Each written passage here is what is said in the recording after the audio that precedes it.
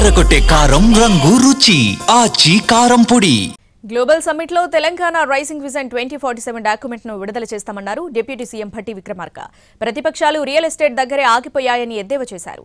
అభివృద్ధిలో ముందుండాలనే ఉద్దేశంతోనే ఇలాంటి కార్యక్రమం నిర్వహిస్తున్నామన్నారు మంత్రి పొన్నం ప్రభాకర్. 2047 నాటికి తెలంగాణ అన్ని రంగాల్లో ముందుండాలనే తమ లక్ష్యమన్నారు మంత్రి శ్రీధర్ బాబు.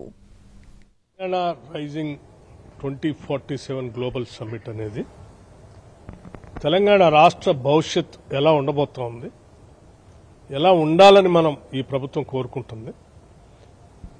అలా ఉండటానికి ఈ రాష్ట్ర ప్రభుత్వం వేస్తున్నటువంటి పునాదులేంటి, ప్రణాళికలేంటి, ఇవన్నీ కూడా ఈ గ్లోబల్ సమ్మిట్లో తెలంగాణ రైజింగ్ 2047 విజన్ డాక్యుమెంట్ని రిలీజ్ చేసి తద్వారా ఈ రాష్ట్రానికి, దేశానికి, ప్రపంచానికి కూడా చూపించాలనుకుంటున్నాం. తెలంగాణ రాష్ట్రం ఆ ఆలోచనకు అనుగుణంగా మనం ఈ పరుగులో, ఈ అభివృద్ధికి సంబంధించినటువంటి పోటీలో మనం ఉండాలనే ఆలోచనతో ముందడుగు వేసి ఇటువంటి కార్యక్రమం తీసుకుంటా ఉంది. ఈ కార్యక్రమం ద్వారా ఇంక్లూజివ్ గ్రోత్, మెడికల్ హెల్త్ కావచ్చు, లేకపోతే ఏరోస్పేస్ కావచ్చు, ఇన్ఫ్రా కావచ్చు, ఐటీ కావచ్చు, పబ్లిక్ ట్రాన్స్పోర్ట్ సిస్టమ్ కావచ్చు, టూరిజం కావచ్చు, మెడికల్ హెల్త్ కావచ్చు, అన్ని రకాల అంశాలను ఇంక్లూజివ్ గ్రోత్గా తీసుకొని పోవడానికి కొత్త డిపార్ట్మెంట్ వాళ్ళుగా 15 నెలల రోజుల నుంచి రివ్యూ అవుతా అనేది ఒక విజన్ డాక్యుమెంట్ తయారైంది.